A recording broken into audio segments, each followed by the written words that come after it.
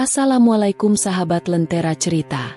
Selamat datang di channel penuh kisah inspiratif yang menghangatkan hati dan membuka mata. Setiap cerita di sini membawa pesan kehidupan, tentang perjuangan, ketulusan, dan keajaiban tak terduga. Jangan lupa like, komen, dan subscribe, agar sahabat selalu mendapatkan kisah terbaru dari Lentera Cerita. Hari itu seharusnya menjadi hari paling bahagia bagi Rani. Gaun putih sederhana yang ia kenakan memang tidak semewah pengantin pada umumnya, tapi di matanya, semua terasa indah karena ia menikah dengan Arga, pria yang selama ini ia cintai. Senyum kecil tak pernah lepas dari wajahnya sejak pagi, meski rasa gugup tak henti menghampiri. Di pelaminan, Rani duduk anggun di samping Arga. Para tamu undangan menyalami, mengucapkan doa, dan memberi restu. Namun di tengah riuh rendah kebahagiaan itu, tatapan tajam dari seorang wanita membuat hati Rani gelisah. Wanita itu tak lain adalah Bu Ratna, ibu kandung Arga sekaligus mertuanya. Dari awal, Bu Ratna sudah terang-terangan menolak pernikahan ini. Baginya, Rani hanyalah gadis kampung miskin, anak dari keluarga yang bahkan tak punya tanah atau rumah tetap. Arga pantas mendapatkan yang lebih baik, begitu selalu ucapnya. Ketika acara resepsi hampir selesai, Bu Ratna akhirnya tak bisa menahan diri. Ia mendekat ke pelaminan. Senyum palsu mengembang di wajahnya. Namun begitu tamu sedikit menjauh, ia membisikkan kalimat yang membuat darah Rani serasa berhenti mengalir. "Jangan senang dulu, Rani.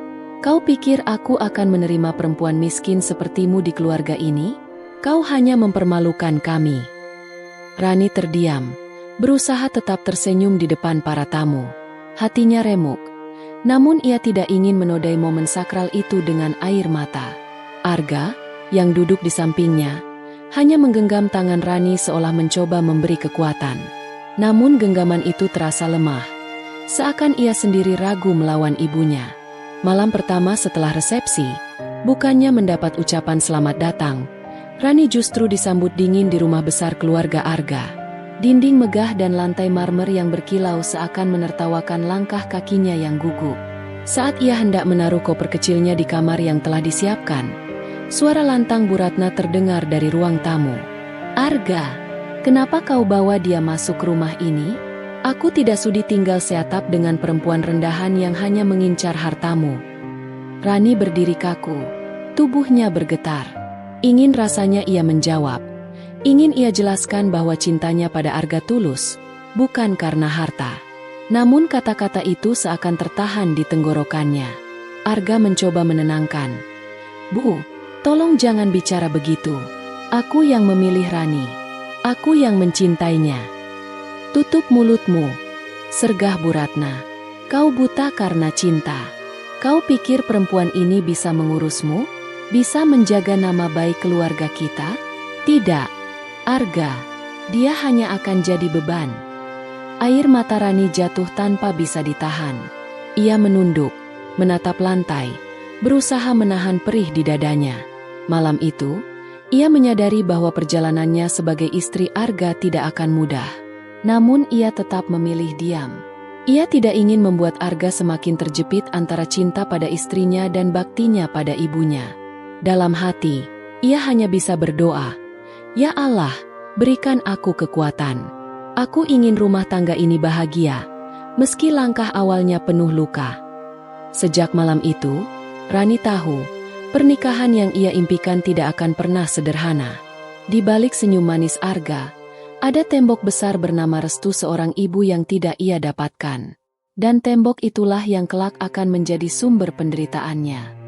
Hari-hari pertama pernikahan yang seharusnya penuh kehangatan, bagi Rani justru menjadi awal dari neraka. Setiap pagi, ia bangun lebih awal untuk menyiapkan sarapan. Ia ingin membuktikan pada Bu Ratna bahwa dirinya bisa menjadi istri yang baik, menantu yang layak. Namun upayanya selalu berujung hinaan.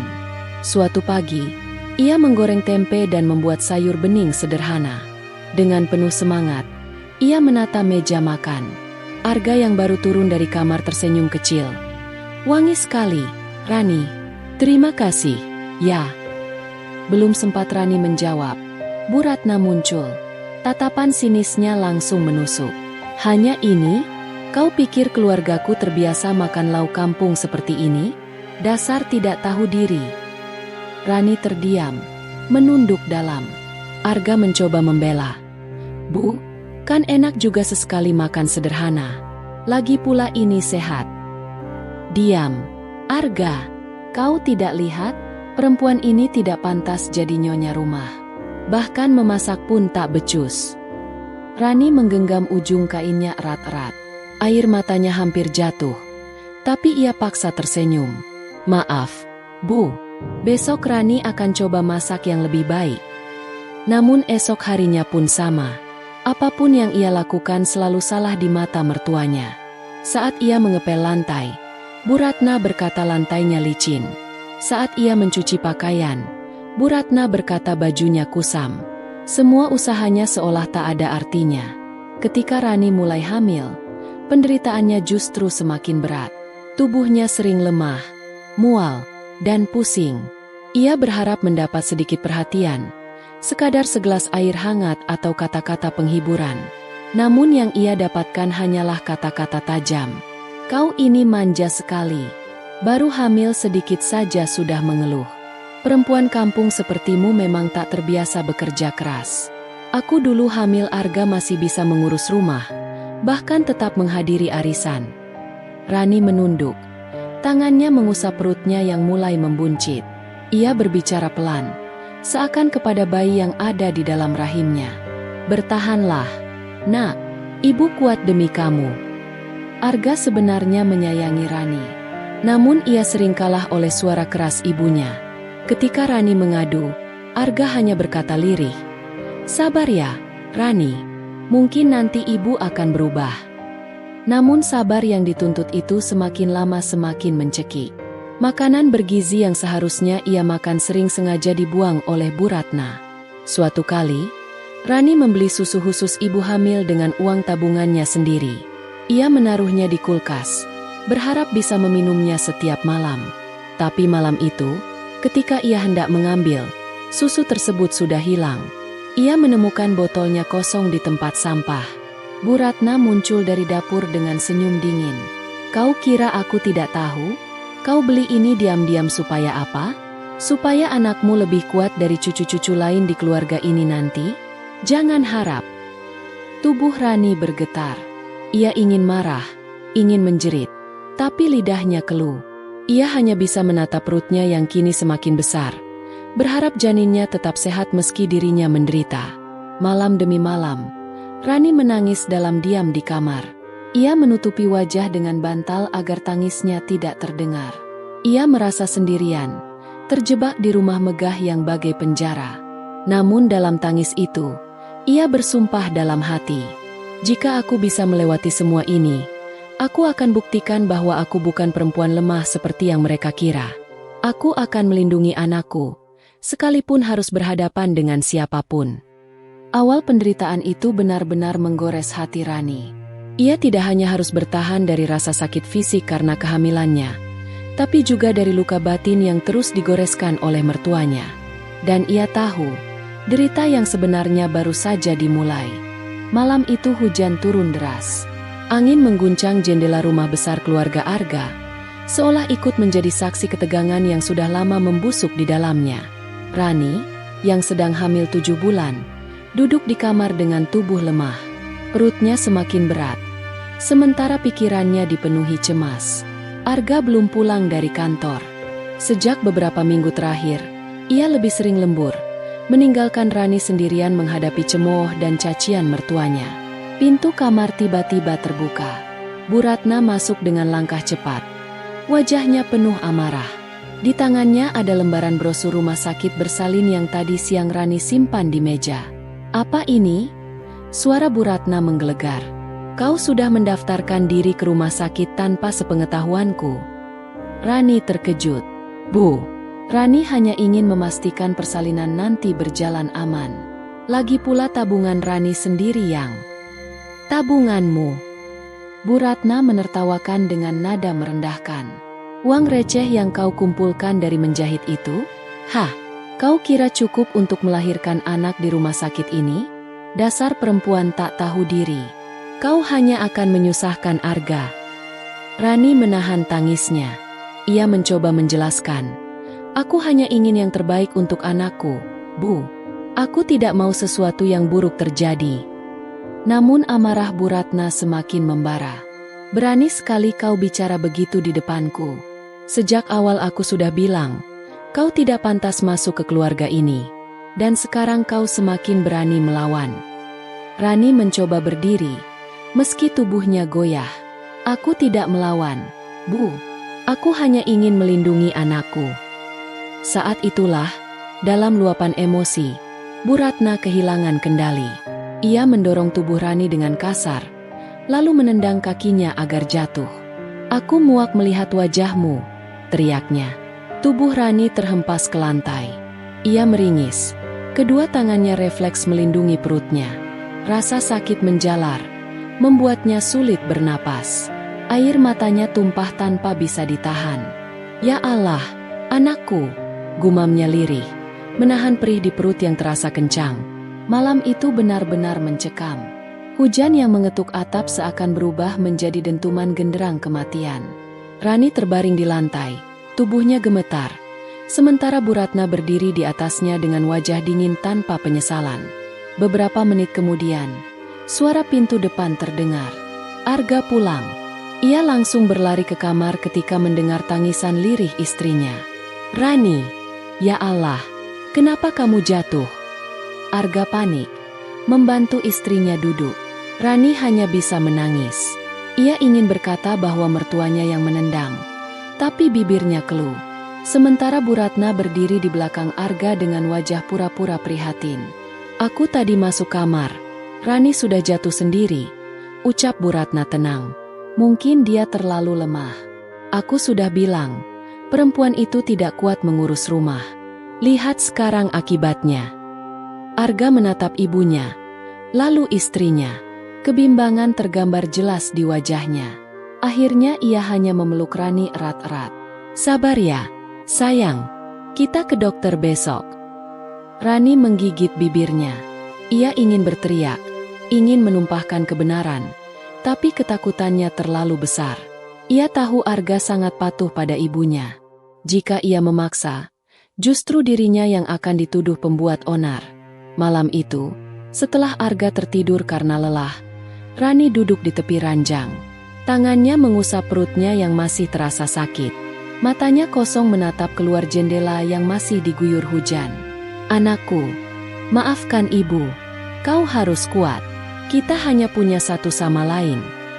Air matanya kembali mengalir. Ia sadar, hidupnya di rumah ini sudah tidak aman lagi. Bukan hanya hatinya yang tersakiti, tapi kini nyawa anaknya pun terancam. Dan di lubuk hatinya, mulai tumbuh tekad. Jika ia ingin bertahan, ia harus melawan. Meski dengan cara yang perlahan, ia akan mencari jalan keluar dari penderitaan ini. Malam mencekam itu menjadi titik balik. Bukan lagi sekadar hinaan atau cercaan, tapi kekerasan yang membahayakan. Dan Rani tahu, hidupnya tidak akan pernah sama lagi setelah malam itu. Sejak malam mencekam itu, hati Rani tidak pernah lagi merasa tenang. Setiap kali mendengar langkah kaki Bu Ratna mendekat, tubuhnya refleks bergetar. Kehamilan yang seharusnya dipenuhi cinta dan kebahagiaan justru menjadi masa paling menakutkan dalam hidupnya. Hari-hari berikutnya terasa lebih berat. Rani sering terbangun di tengah malam karena sakit di perutnya. Namun yang paling menyiksa bukanlah rasa sakit fisik, melainkan tekanan batin yang semakin menghancurkannya. Arga sebenarnya peduli, tetapi sikapnya yang serba ragu membuat Rani merasa sendirian. Malam-malam, Arga hanya menepuk punggung istrinya sambil berbisik. Sabar ya, sayang. Semua ini pasti akan berlalu. Mungkin nanti ibu akan berubah. Tapi Rani tahu, harapan itu hanyalah mimpi kosong. Bu Ratna tidak akan pernah berubah. Dan ia tidak bisa terus mempertaruhkan nyawa anaknya demi bertahan di rumah itu. Suatu pagi, ketika Arga berangkat kerja, Rani memberanikan diri berbicara. Arga, suaranya bergetar. Aku tidak bisa lagi tinggal di sini. Aku takut. Arga, aku takut pada ibumu. Arga terdiam, menatap wajah istrinya yang pucat. "Rani, jangan bicara begitu. Ibu memang keras, tapi dia tetap ibuku. Aku tidak bisa meninggalkannya sendirian." Rani menggenggam tangannya erat. Air mata mengalir di pipinya. "Aku tidak minta kau meninggalkan ibumu. Aku hanya ingin keselamatan anak kita. Aku ingin keluar dari rumah ini, meski harus tinggal di tempat sederhana. Aku mohon, Arga." Arga menghela napas panjang. "Aku akan pikirkan lagi. Rani, jangan terburu-buru." Itu saja jawabannya, dan hatinya kembali runtuh. Malam harinya, Rani duduk sendirian di kamar. Ia menatap koper kecil yang dulu ia bawa saat pertama kali datang sebagai pengantin baru. Perasaan hampa menyelimutinya. Ia sadar, Arga tidak akan pernah benar-benar membelanya.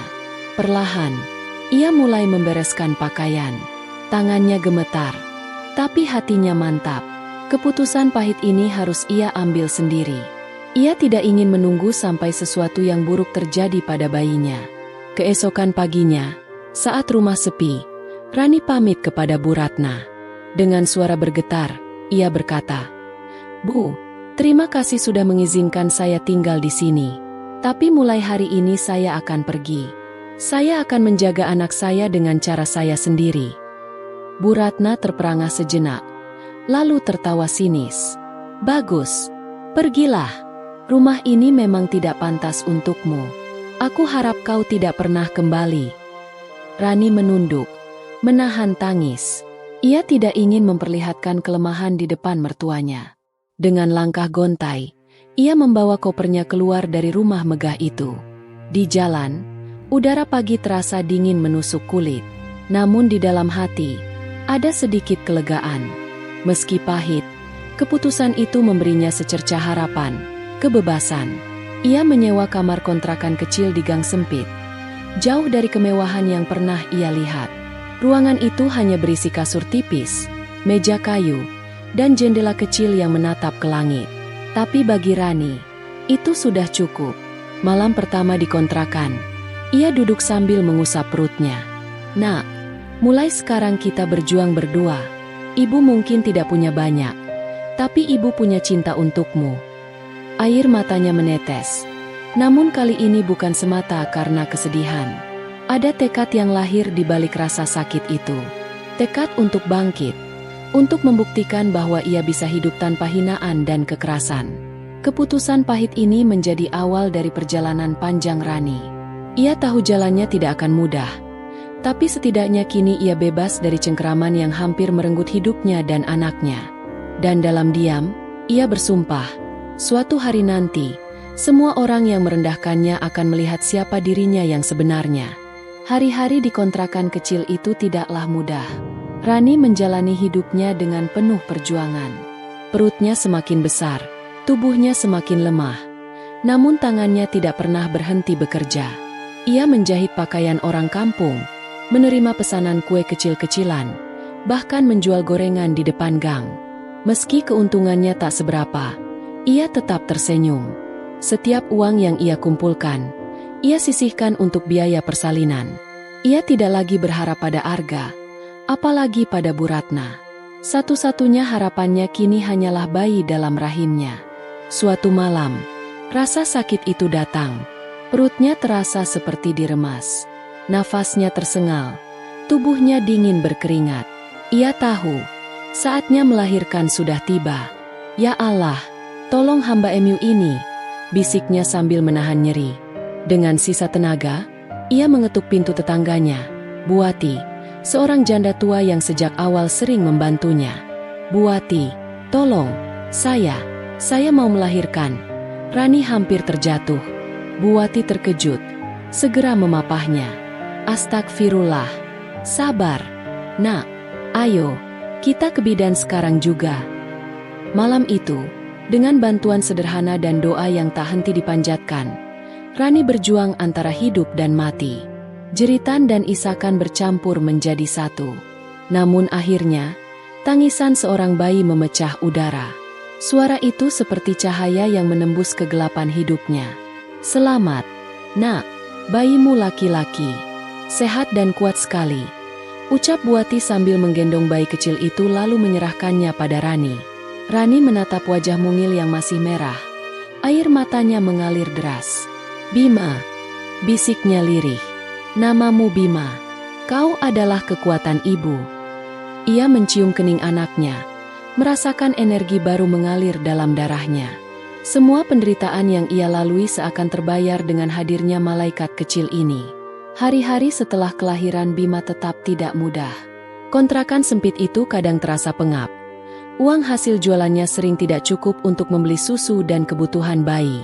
Namun setiap kali Bima tersenyum dalam tidurnya, semua rasa lelah itu sirna.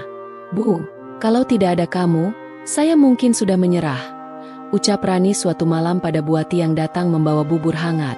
Jangan bicara begitu, Rani. Kau perempuan kuat. Anakmu adalah rezeki. Percayalah, Allah sudah menyiapkan jalan indah untuk kalian. Rani menggenggam tangan Buati erat-erat. Matanya berkaca-kaca. Saya akan bekerja lebih keras, Bu. Saya ingin Bima tumbuh sehat, tidak kekurangan apapun. Tekad itu bukan hanya ucapan. Beberapa bulan kemudian, Rani mulai menerima pesanan kue lebih banyak. Pelanggannya menyukai rasa kue buatannya yang sederhana namun enak. Dari mulut ke mulut, namanya mulai dikenal. Ia menyiapkan adonan di tengah malam ketika Bima tidur, lalu menjualnya pagi hari di pasar. Dengan kerudung lusuh dan tubuh letih, ia tetap tersenyum melayani pembeli. Setiap rupiah yang ia terima menjadi bukti cinta untuk anaknya. Suatu hari, seorang pelanggan berkata, "Rani, kuemu enak sekali. Kenapa tidak buka kios kecil di pasar?" Rani terdiam sejenak. Ide itu membuat hatinya bergetar. Ia sadar, mungkin inilah awal perubahan hidupnya. Malam itu, sambil menatap Bima yang tidur pulas, ia berbisik lembut, "Nak, kau adalah cahaya baru dalam hidup ibu. Demi kamu, ibu akan berjuang. Kita akan bangkit. Satu langkah demi satu langkah. Suatu hari nanti, kita tidak akan hidup di tempat sempit ini lagi. Kau akan tumbuh dalam kebahagiaan, bukan dalam air mata." Air matanya menetes, tapi kali ini bukan karena putus asa, melainkan karena harapan yang baru saja tumbuh bersama lahirnya sang buah hati. Pagi itu, setelah sekian lama hidup dalam luka dan keterpurukan, Rania menatap anaknya yang kini berusia 2 tahun. Bocah kecil itu sedang duduk di lantai, tertawa riang sambil bermain dengan mainan sederhana dari kayu yang ia buat sendiri. Senyum anaknya menjadi energi terbesar yang membakar semangat Rania. "Ma, kita bisa kan? Aku harus kuat untuk dia," bisiknya sambil mengelus kepala kecil buah hatinya. Setelah ditendang keluar rumah mertua tanpa belas kasihan, Rania sempat merasa dunia sudah runtuh. Tapi luka yang dulu mengurungnya kini perlahan berubah menjadi bara tekad. Ia tak lagi ingin menangis atau meminta belas kasihan. Ia ingin membuktikan bahwa dirinya mampu berdiri. Awalnya ia bekerja serabutan, menjadi pelayan warung, mencuci pakaian tetangga, hingga menjual kue buatan tangan di pinggir jalan. Hasilnya memang tidak seberapa, tapi cukup untuk membeli susu anak dan sedikit beras. Alina tidak malu, bahkan ketika orang-orang memandang rendah. Suatu hari, seorang tetangga bernama Bu Mira yang sering membeli kue darinya berkata, "Lin, kue-kue kamu enak sekali. Pernah terpikir untuk menjual lebih banyak? Aku bisa bantu tawarkan ke sekolah tempat aku mengajar." Mata Rania berbinar. Ini kesempatan. Dengan semangat ia mulai membuat lebih banyak kue setiap pagi. Ternyata benar, dagangannya laris di sekolah. Bahkan beberapa guru mulai memesan untuk acara. Dari situlah langkah kecilnya dimulai. Malam-malam tanpa tidur, ia gunakan untuk belajar dari ponsel bekas tentang resep kue, cara pengemasan, hingga pemasaran. "Kalau orang lain bisa sukses, kenapa aku tidak?" gumamnya. Lambat laun, usaha kecil itu tumbuh. Ia mulai menyewa kios kecil di pinggir jalan. Spanduk sederhana bertuliskan, "Kue rumahan Rania enak dan halal," terpampang di depan. Meski sederhana, banyak orang mulai mengenal namanya karena rasa kuenya yang khas. Tentu saja perjalanan itu tak mulus. Pernah suatu kali seorang pelanggan kaya meremehkannya. Hanya jualan kue begini, apa bisa buat hidupmu naik kelas? Ejeknya sambil tertawa. Rania hanya menunduk, menahan sakit di hati. Namun saat menatap anaknya yang menunggu di rumah, ia kembali berbisik. Aku tidak peduli omongan mereka. Aku lakukan ini untuk masa depanmu, nak. Kerja keras itu akhirnya membuahkan hasil. 5 tahun kemudian, kios kecilnya berubah menjadi toko kue yang cukup besar. Ia menggaji beberapa karyawan, memberi mereka pekerjaan tetap. Bahkan produknya mulai masuk ke toko modern dan ditawarkan lewat internet. Hari peresmian toko barunya menjadi momen penuh haru. Ia berdiri di depan ratusan orang yang datang, termasuk beberapa tetangga yang dulu meremehkan. Dengan suara bergetar ia berkata, "Dulu, saya pernah diusir tanpa punya apa-apa, bahkan ketika saya hamil. Tapi hari ini saya berdiri di sini, bukan karena dendam, melainkan karena doa dan kerja keras.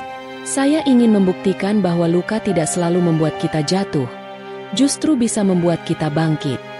Orang-orang bertepuk tangan. Beberapa meneteskan air mata, menyadari betapa berat perjalanan yang telah dilalui Rania.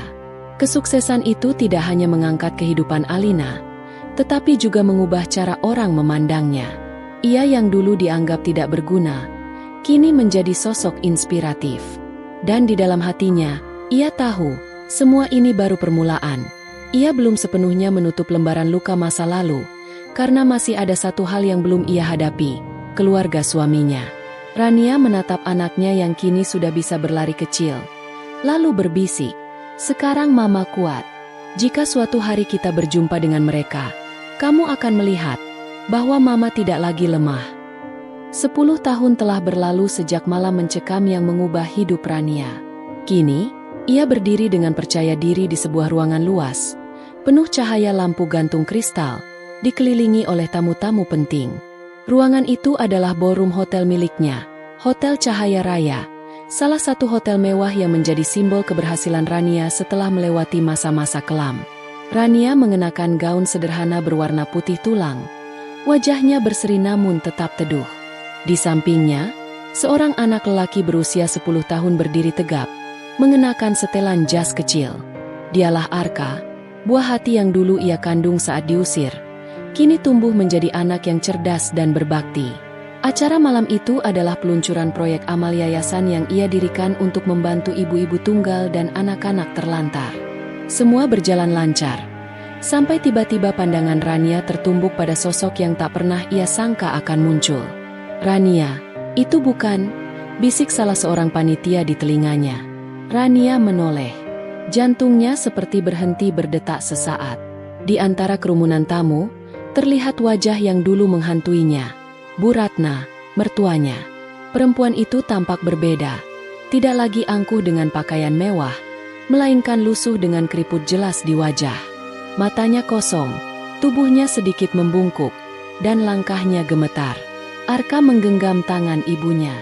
"Bu, kenapa wajah Mama pucat?" tanyanya polos. Rania menarik napas panjang, mencoba menenangkan diri. "Tidak apa-apa, Nak, hanya Mama kaget." Bu Ratna mendekat dengan langkah pelan, seperti seorang pengemis yang tak tahu arah. Sesekali ia menunduk, seakan malu.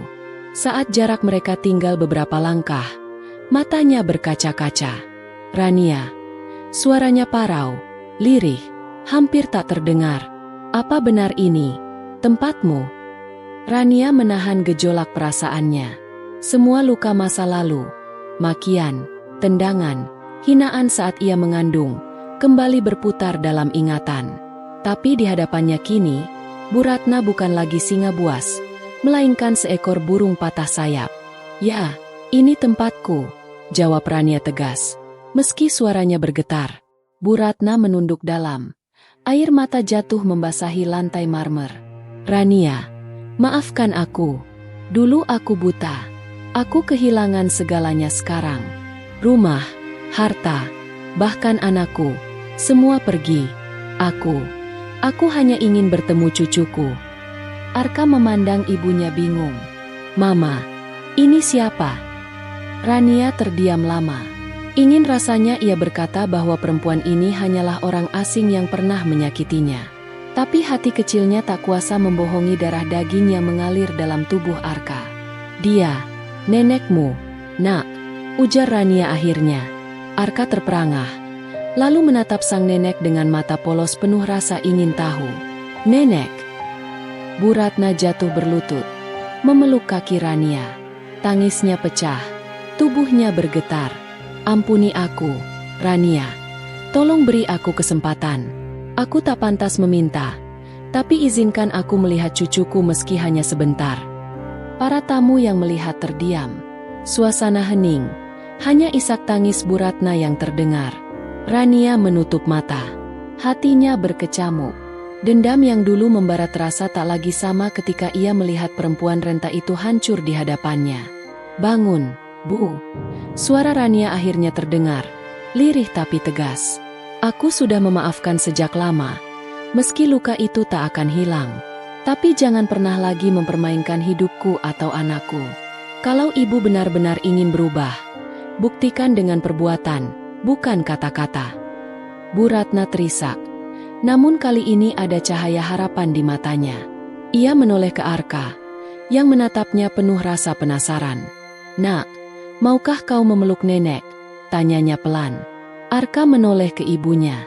Rania mengangguk perlahan, meski hatinya masih berat. Bocah itu lalu melangkah maju dan merengkuh neneknya dalam pelukan kecil. Tangis Bu Ratna semakin pecah. Sementara Rania berdiri menyaksikan dengan air mata jatuh tanpa ia sadari. Malam itu, pertemuan tak terduga antara korban dan pelaku, antara luka lama dan cahaya baru, mengajarkan Rania satu hal: balas dendam paling kejam bukanlah membuat orang menderita, melainkan menunjukkan bahwa dirinya mampu bangkit, memaafkan, dan tetap berdiri jauh lebih tinggi daripada kebencian masa lalu. Restoran itu berdiri megah di pusat kota, dengan dinding kaca besar yang memantulkan cahaya sore. Di dalamnya, musik lembut mengalun. Para tamu berbalut pakaian mewah duduk menikmati makan malam. Meja panjang di tengah ruangan sudah ditata dengan rapi, dipenuhi hidangan eksklusif. Hari itu, sebuah jamuan besar diselenggarakan untuk merayakan pembukaan cabang baru usaha Rani. Malam itu menjadi malam yang tak pernah dibayangkan oleh Ratna, ibu mertuanya dulu. Dengan wajah sedikit menua dan pakaian yang masih berusaha terlihat mewah meski jelas tak lagi semegah dulu, ia datang sebagai tamu undangan yang dibawa oleh seorang kolega bisnis. Ratna tidak tahu siapa pemilik utama restoran ini, hanya sekadar tahu bahwa sosok di balik kesuksesannya adalah seorang wanita tangguh yang dulunya pernah jatuh, lalu bangkit dengan luar biasa. Ketika pintu masuk terbuka, Rani melangkah masuk dengan anggun. Gaun sederhana berwarna putih gading yang ia kenakan membuatnya terlihat berwibawa sekaligus memancarkan ketenangan. Di sebelahnya, putrinya yang masih kecil menggenggam tangan erat. Sosok malaikat kecil yang dulu lahir dalam penderitaan kini berdiri sebagai sumber kekuatan. Para tamu berdiri memberi tepuk tangan hangat. Ratna menoleh dengan mata melebar. Tubuhnya kaku seketika. "Itu, Rani?" bisiknya tak percaya. Suaranya tercekat. Rani berjalan melewati kerumunan, lalu berdiri di depan podium. Suaranya tenang, penuh wibawa. "Terima kasih kepada semua yang hadir malam ini. Malam ini bukan hanya tentang merayakan sebuah restoran baru, tapi juga tentang perjalanan hidup yang mengajarkan bahwa luka bisa menjadi kekuatan, dan penghinaan bisa menjadi cambuk untuk berdiri lebih tinggi." Ratna menunduk. Kata-kata itu bagai panah yang menusuk dadanya. Ia tahu siapa yang dimaksud. Kilasan masa lalu terbayang. Wajah Rani yang berlinang air mata saat ditendangnya keluar dari rumah. Tubuh Rani yang sedang mengandung tapi tetap dipaksa pergi tanpa belas kasih. Setelah acara resmi selesai, para tamu sibuk berfoto dan berbincang. Ratna mendekati Rani dengan langkah goyah. "Rani," panggilnya pelan. Rani menoleh. Ada sekilas keheningan yang menyelimuti keduanya. "Ibu Ratna," jawab Rani datar, tanpa senyum. Ratna mencoba tersenyum kaku. "Kau luar biasa. Aku tidak pernah menyangka kau bisa sejauh ini." Rani menatapnya dalam. Matanya jernih tanpa amarah, tapi syarat dengan luka yang pernah ada. "Dulu ibu menganggapku hina, menendangku saat aku mengandung, membiarkanku terbuang di jalanan. Tapi lihatlah, aku tidak hancur. Aku justru belajar berdiri lebih kuat. Ratna tercekat, bibirnya bergetar. Rani, aku hilaf saat itu. Aku takut anakku hancur karena aku miskin, potong Rani tegas. Tapi justru karena kemiskinan itulah aku belajar arti kerja keras. Dan hari ini, aku berdiri di sini bukan untuk membalas dendam dengan cara yang ibu bayangkan. Ratna menunduk. Air mata mulai jatuh. Kau benar-benar jauh lebih baik dariku. Rani menghela napas panjang, lalu meraih tangan putrinya. Balas dendamku sederhana, Bu. Aku hanya ingin menunjukkan bahwa aku bisa bahagia tanpa harus menyakiti balik. Dan lihatlah, aku berhasil. Ratna terisak. Malam itu, ia merasakan sesuatu yang lebih perih dari sekadar dihina atau dipukul. Rasa malu dan penyesalan yang begitu dalam. Rani melangkah pergi, meninggalkan Ratna berdiri sendiri dengan air mata dan penyesalan. Balas dendamnya bukan dengan amarah, melainkan dengan keberhasilan, kebahagiaan, dan elegansi. Dan di saat itu, Rani benar-benar menang.